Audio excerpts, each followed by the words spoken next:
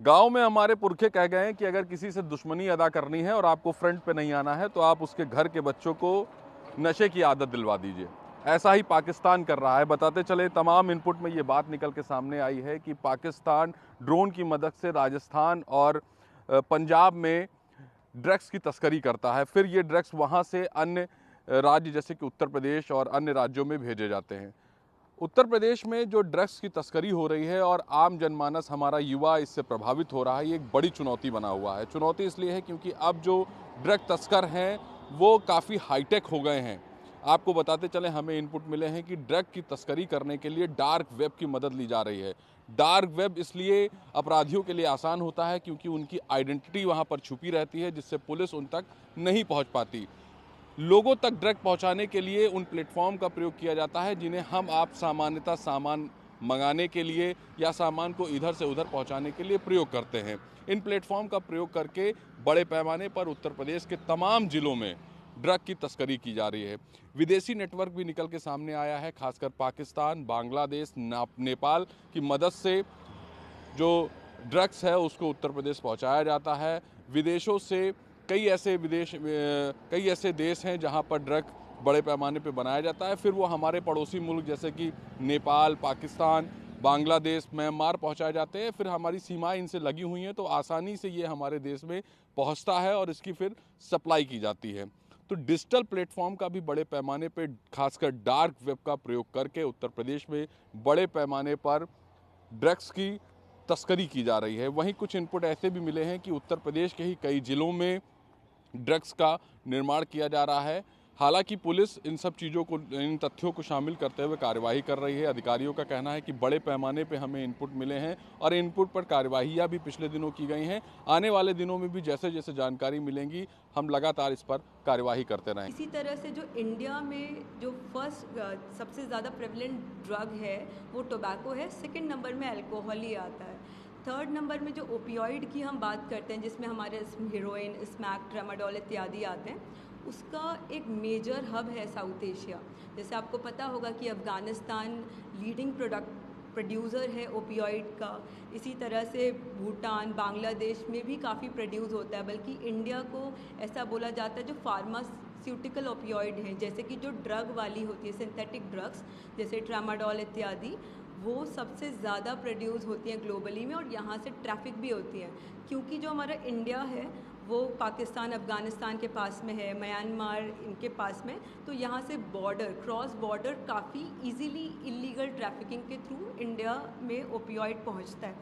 तो इसीलिए जो ओपियोइड का नेशनल एवरेज है वो ग्लोबल, अगर हम साउथ एशिया की बात करें तो 1.2% है, जबकि ग्लोबली ये डेटा 0.6% है। तो लगभग इतने ज़्यादा गुना ओपियोइड कंजम्पशन साउथ एशिया में है।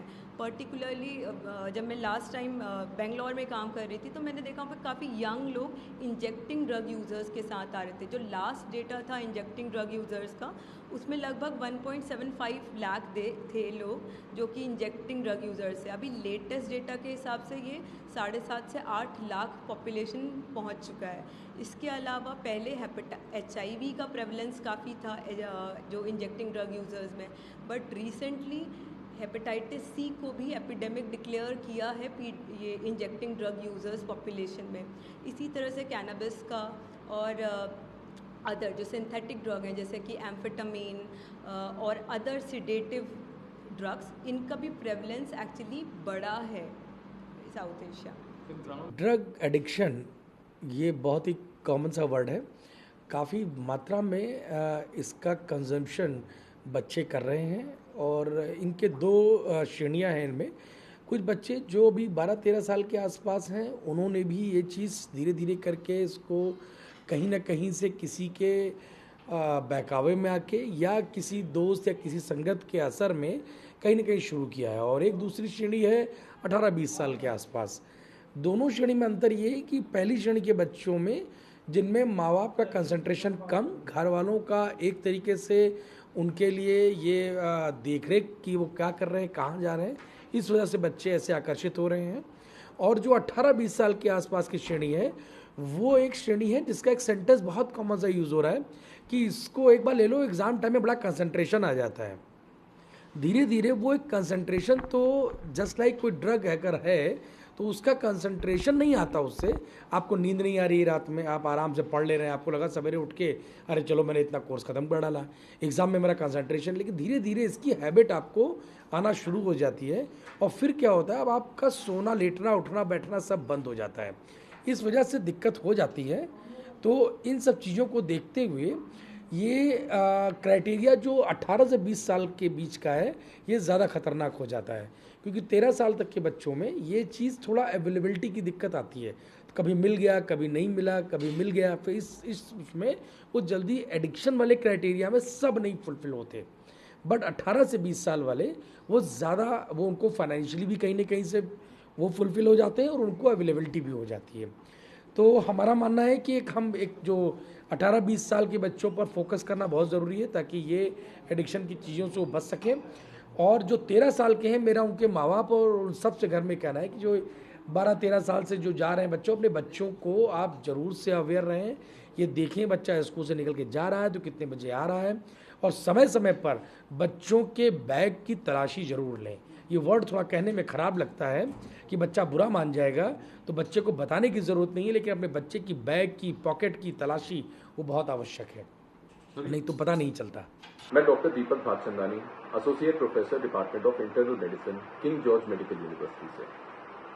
हमारे प्रदेश में, हमारे देश में इलिसिट ड्रग्स का कंजम्पशन यंग अडल्ट्स में और एडोलेसेंट्स में धीरे धीरे करके बढ़ता जा रहा है, और ये एक मेजर हेल्थ कंसर्न है, क्योंकि इन इलिसिट सब्सटेंसेस के वजह से ना कि केवल फिजिकल इलनेस होती है, बट मेंटल हेल्थ इश्यूज भी बढ़ते जा रहे हैं। अगर हम फिजिकल इलनेस की बात करें तो ये हमारे लिवर, हमारे लंग, किडनी, हार्ट, इन सबको बहुत ज्यादा नुकसान पहुंचाती है। और जब यही इलिसिट सब्सटेंसेस लंबे समय के लिए लिए जाते हैं तो उसके वजह से इरिवर्सिबल डैमेज होने लगता है।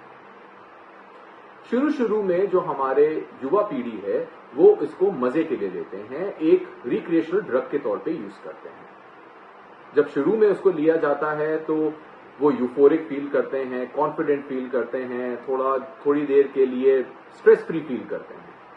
बट जब इन्हीं को लंबे समय के लिए लिया जाता है तो ये हमारे इंटरनल ऑर्गन्स को बहुत ज्यादा डैमेज करने लगता है। उदाहरण के तौर पे जैसे कि कोकेन जब लंबे समय के लिए लिया जाता है तो एडिक्शन के चांसेस तो इंक्रीज करते ही हैं, साथ ही साथ ये हार्ट रेट को बढ़ाना या ब्लड प्रेशर को इंक्रीज करना, हार्ट अटैक के चांसेस, स्ट्रोक के चांसेस, ये सारे केसेस जो हैं, ये सारे बीमारियां जो हैं, ये इसके चांसेस बहुत ज्यादा इंक्रीज कर जाते हैं। अगला जो है वो है हेरोइन। जो हेरोइन है उसके साथ वो एक ओपियोइड है और एक सीएनएस डिप्रेसेंट के तौर पे यूज होता है, और हेरोइन को आईवी फॉर्म में लिया जाता है, यानी कि इंजेक्शन से इसको लेते हैं। अब जब इंजेक्शन से इसको लिया जाता है तो उसके वजह से नीडल शेयरिंग होती है। अब इस नीडल शेयरिंग के वजह से जो इन्फेक्शन के चांसेस हैं, particularly HIV, hepatitis B, hepatitis C, इन सब के केसेस जो हैं यंग यूथ में आजकल हमें बहुत ज्यादा बढ़ते हुए दिख रहे हैं, और उसका एक मुख्य कारण ये आईवी ड्रग अब्यूज भी है, जिसके वजह से ये नीडल शेयरिंग होती है और ये infection one person to the other person transfer होता है। अगला जो है वो है एमडीएमए या एक्टेसी, जो कि पार्टीज में और क्लब्स में यंग अडल्ट हमारे यूज करते हैं। बट इसमें सबसे बड़ा जो एक प्रॉब्लम होता है कि ये हाइपरथर्मिया प्रोड्यूस करता है, यानी कि हमारे शरीर के तापमान को बहुत ज्यादा इंक्रीज करता है। अब जब शरीर का तापमान इंक्रीज करता है तो उसके वजह से सीवियर डिहाइड्रेशन होता है। जब सीवियर डिहाइड्रेशन होता है तो उसके वजह से लिवर और किडनी में इंजरी होने लगती है। जब हम केएफटी, किडनी फंक्शन टेस्ट या लिवर फंक्शन टेस्ट कराते हैं तो उसमें मात्राएं काफी ज्यादा बढ़ी हुई देखने को मिलती हैं, और जब लंबे समय तक इन इलिसिट ड्रग्स को लिया जाता है तो लिवर फेलियर और किडनी फेलियर होने लगता है। अगला जो है वो है कैनबिस, जैसे कि गांजा हो गया या मैरिजुआना हो गया। जो लोग इसका सेवन लंबे समय तक करते हैं उनके अंदर रेस्पिरेटरी प्रॉब्लम्स बहुत ज्यादा देखने को मिलती हैं, जैसे कि सीओपीडी के चांसेस, यानी कि क्रॉनिक ऑब्स्ट्रक्टिव पल्मोनरी डिजीज के जो चांसेस हैं वो बहुत ज्यादा इंक्रीज कर जाते हैं, और इसके वजह से हमारे जो लंग्स हैं वो धीरे धीरे करके परमानेंटली डैमेज होने लगते हैं। तो फिजिकल इलनेस के साथ साथ मेंटल इलनेस भी ये प्रॉब्लम्स, ये ड्रग्स जो है ये कॉज करती हैं। जिसके वजह से साइकोसिस होना या पैरानॉइड एक्टिविटीज होना या स्किज़ोफ्रेनिया के चांसेस जो है वो इंक्रीज कर जाते हैं। अब प्रॉब्लम है ये इलिसिट ड्रग्स, ये प्रोड्यूस करती हैं मेंटल इलनेस और फिजिकल इलनेस। सवाल ये उठता है कि इससे बचा कैसे जाए। तो बचने के लिए बहुत ज्यादा जरूरी है अवेयरनेस, जो कि हमारे यंग अडल्ट्स में बहुत ज्यादा जरूरी है। अब ये अवेयरनेस फैलाने का जो काम है ये केवल एक हेल्थ केयर वर्कर का नहीं, बट ये फैमिली का और स्कूल्स का सबको मिलके इसमें कदम बढ़ाना पड़ेगा, जिसके वजह से हम इन इलिसिट जो सब्सटेंसेस हैं, ये जो ड्रग्स हैं, इनके लॉन्ग टर्म एडवर्स इफेक्ट्स के बारे में यूथ्स को जानकार करा पाए, जिससे कि हमारे भारत में, हमारे प्रदेश में ये इलिसिट ड्रग सब्सटेंसेस का यूजेज बिल्कुल जीरो हो जाए और हम एक स्वस्थ भारत की ओर एक और कदम बढ़ा